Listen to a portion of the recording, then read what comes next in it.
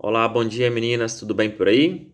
Vamos lá no nosso segundo vídeo autoral, tá? Da nossa disciplina de semiologia e semiotécnica, do adulto e do idoso. Hoje a gente vai aprofundar um pouquinho sobre a avaliação, né, do aparelho respiratório, né? Como que a gente deve avaliar esse sistema aí, no sistema respiratório.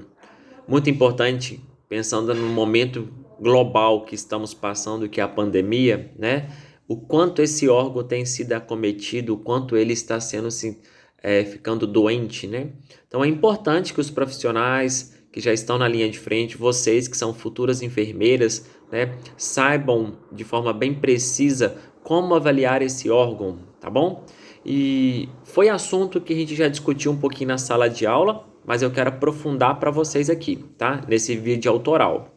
Então vamos pensar o seguinte, que o aparelho respiratório, né? Ele inclui que aspectos gerais, né? Que são considerado um dos órgãos vitais, o órgão nobre, né? Então é muito importante a gente conseguir fazer uma delimitação de como examinar fisicamente esse sistema, esse aparelho, tá? Então, são duas vertentes aí. Primeira é o seguinte, é através da inspeção, aquilo que eu já falei várias vezes para vocês, né? Vamos pensar no todo. Então, você vai ter que desenvolver uma visão bem macro desse paciente quando você fala de uma inspeção, tá? E uma outra etapa é a palpação. Professor, você pode trazer para a gente de uma forma bem estratificada, né? Como que eu vou fazer essa inspeção? Como que eu vou fazer essa palpação do aparelho respiratório? Posso sim. Vamos elencar alguns pontos importantíssimos dentro da inspeção e dessa palpação. Primeira coisa, a ectoscopia. Lembra do conceito da ectoscopia que eu falei com vocês? Observa, sabe o que? Como que tá a coloração, como que tá as mucosas, né?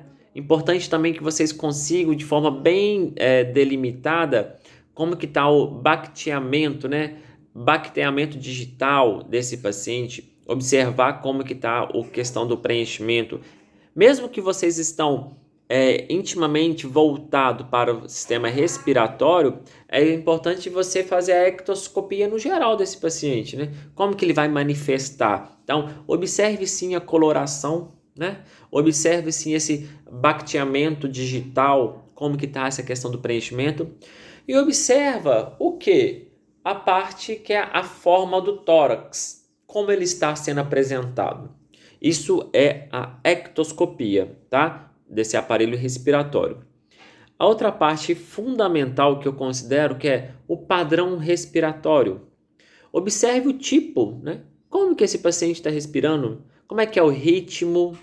Como é que está a amplitude? Como é que está a amplitude dessa respiração? Então já falamos da ectoscopia, falamos agora do padrão respiratório e agora a gente vai falar sobre os sinais de esforço, né? E a utilização da musculatura que são considerada acessória, tá? Observe esse paciente como que ele vai estar com seu sinal de esforço, né? E essa utilização da musculatura acessória aí. Inicialmente aqui, ó, tá vendo o nosso nariz aqui?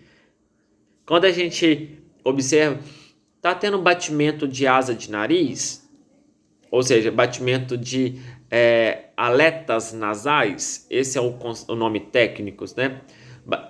Possui batimentos de aletas nasais, professor? Sim, então o paciente pode estar com desconforto, pode estar com dificuldade para respirar, uma dispneia do tipo I, tá?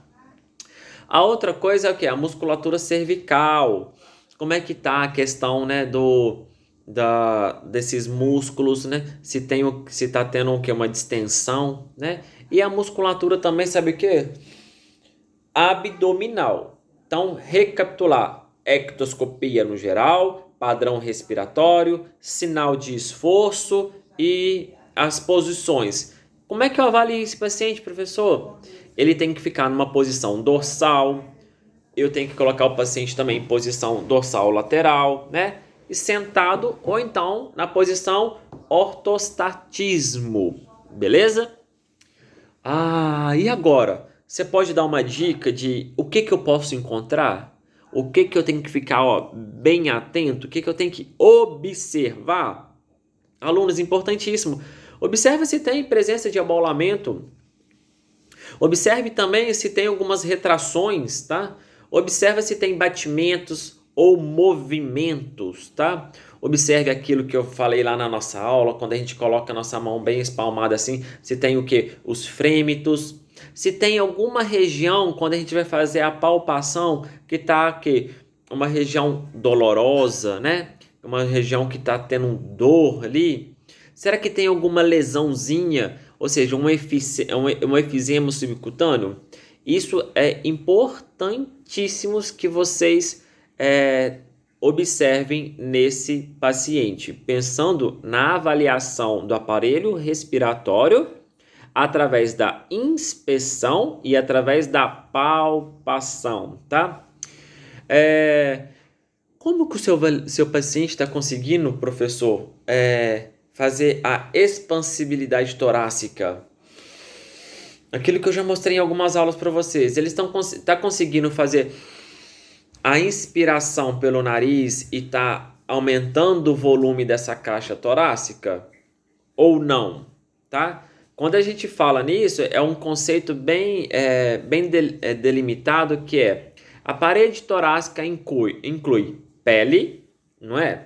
Parede torácica a gente tem pele, tem tecido subcutâneo, temos músculos, temos cartilagens e temos ossos, né?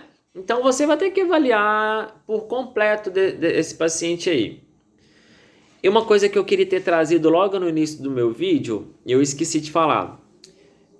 Indispensável a higienização das nossas mãos antes de iniciar, né, o exame nesse paciente, tá?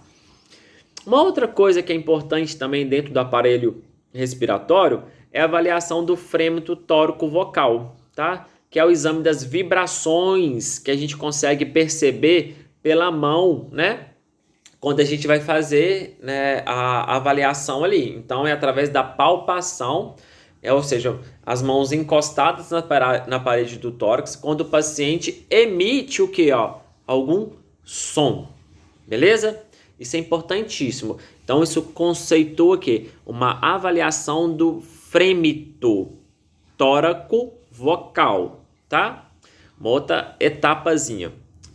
A outra etapa que eu acho também muito importante, que compete uma avaliação do sistema respiratório, é a percussão torácica. Vamos fazer uma percussão, né? E toda vez que eu faço percussão, o que eu tenho que fazer antes? Lavar as nossas mãos, tá? Para essas percussões das faces faces laterais, o paciente ele pode estar ou deitado ou pode estar sentado, tá? Um importantíssimo que deve colocar o quê?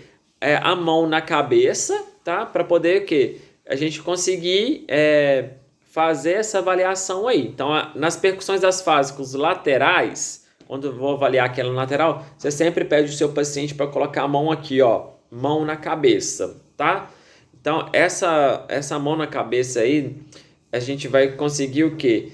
Liberar os espaços para uma avaliação, né? E o paciente vai estar respirando de forma normal para poder observar o que está sendo emitido ali. Já na percussão da parede posterior, né, ela deve ser feita na posição que o paciente está o quê? Sentado. Utilize assim a percussão de dígito digital, tá? Indo de cima de cima para baixo em cada face, né? Então, isso aí é importantíssimo, tá? Que a gente consiga fazer esse tipo de avaliação. E sempre, meninas, sempre, a gente tem que fazer o exame e registrá-lo ao final, tá? Vai falar assim, teve sons pulmonares normais e sem sinal de que cardiomegalia, né? Porque eu não estou fazendo a palpação naquele paciente, eu consigo delimitar o coração dele. Então, teoricamente, delimitar toda a estrutura ali, olha, tá tendo anormalidades, tanto com relação ao som, quanto em relação à estrutura física aqui, tá? Então, assim, importantíssimo, tá?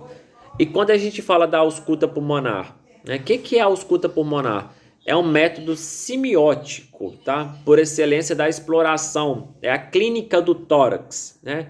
ausculta pulmonar, ele é um método semiótico, né?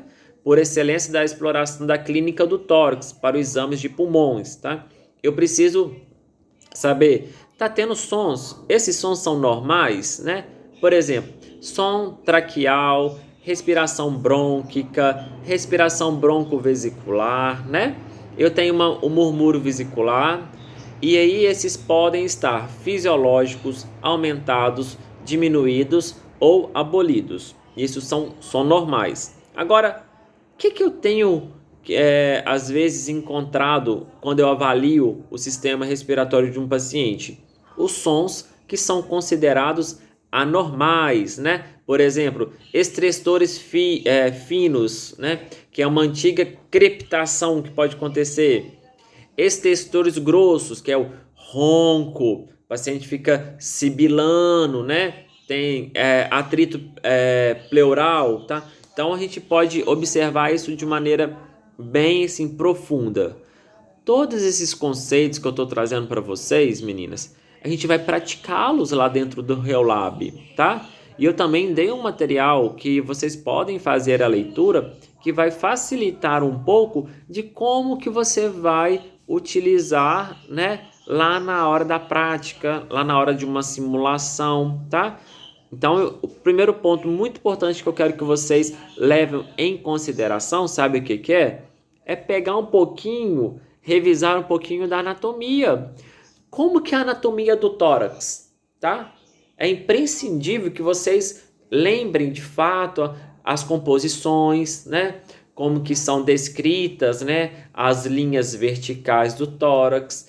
Exemplo, a linha hemiclavicular, subclavicular. Então, assim, vamos recapitular isso aí, que vai ajudar bastante na compreensão desse exame. E tem as linhas horizontais também, tá bom?